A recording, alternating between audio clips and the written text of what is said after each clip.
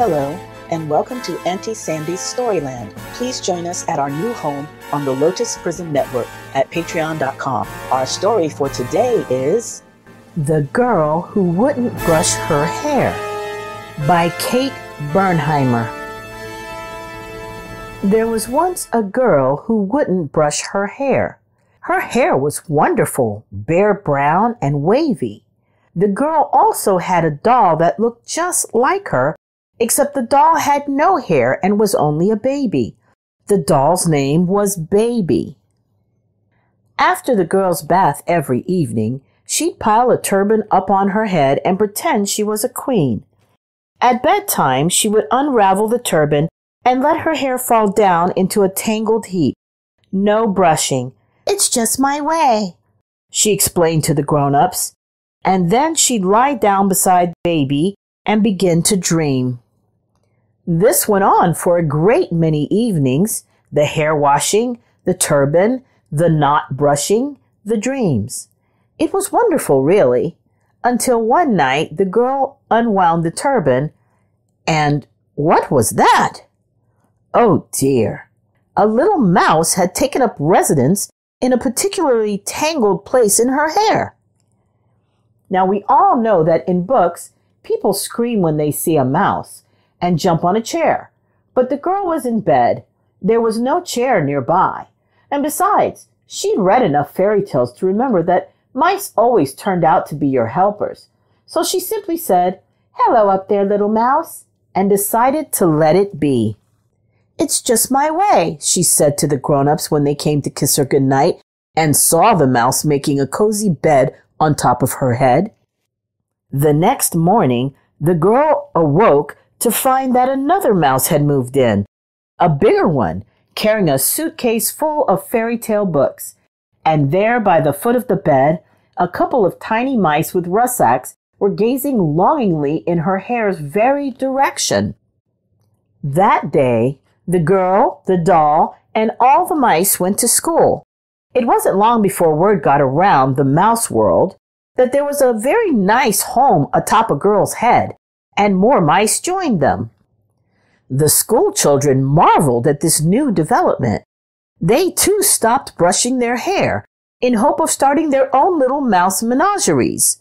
How wonderful, they thought, like having your own petting zoo on your head. But the girl's mother refused to pack the mice lunch or make them supper, so the girl had no choice but to share hers with them. Soon the girl who wouldn't brush her hair found herself very hungry. The girl also began to feel worried.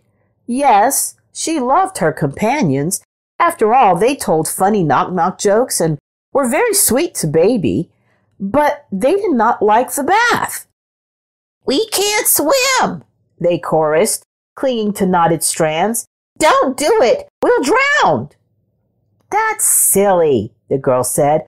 "All mice can swim. We learned that in our unit on rodents." "We'll overlook your name-calling," the Mouse King announced. He was the biggest one who had arrived early on with the fairy tale books in his suitcase. "But there will be no baths. It's just our way." They had learned this last part from listening to the girl. "Knock, knock. Who's there?" Much to the mice's relief, the girl agreed. For though she was becoming quite dirty, she had grown fond of their company. They had set up such a marvelous home for themselves, a palace really, atop her head. It had secret passageways and a cheese cellar and a tiny circular moat. But the not bathing turned out to be less pleasing than the not brushing had been. The girl was starting to, how shall we put this? She was starting to smell. And so, of course, no one wanted to be near her. Even Baby tried to keep her distance. Now it was as if the mice were in charge of the girl, rather than the other way around. The girl began to sleep less well. She was afraid, for one thing, of smushing the mice if she rolled over. And for another, the mice were rather nocturnal, as it turned out. They chattered all night, keeping up Baby, telling her complicated knock-knock jokes into the wee hours until the sun rose and the girl, bleary-eyed, climbed out of bed. Each morning, after carefully brushing her teeth and dressing, it was hard to pull a sweater over a head full of protesting mice. She tidied up her mouse palace head as best she could and dragged herself, baby, and all the mice to school. Then one terrible day, teacher said, "I am so sorry, but you can no longer bring baby. Each child may only have one friend for nap time, and it appears that by now you have 100 mice in your hair. The rules are quite broken enough." The girl slumped her shoulders and hung her heavy head as baby and all the mice stared at her in silence.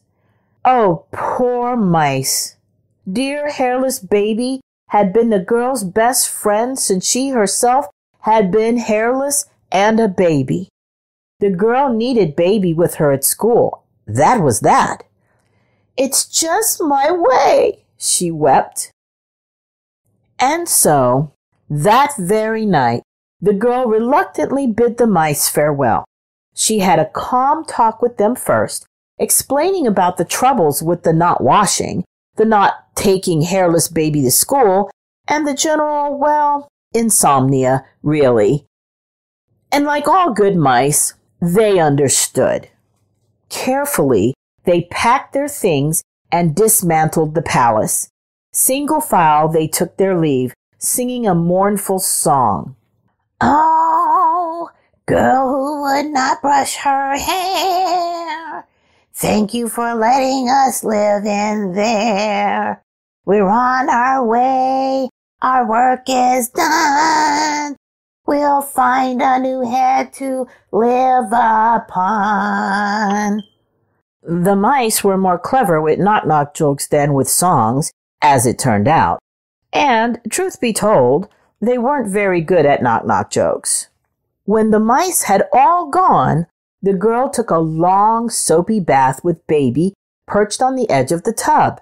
After that, she dressed herself and the doll in matching nightgowns with pictures of happy mice printed upon them. Sitting in bed, she contentedly ran a brush through her shiny mane. Then she kissed baby, leaned back, closed her eyes, and began to dream. In the morning, the other school children gathered around the girl. They marveled at her braids and the ingenious way she had tied a ribbon around baby's hairless head.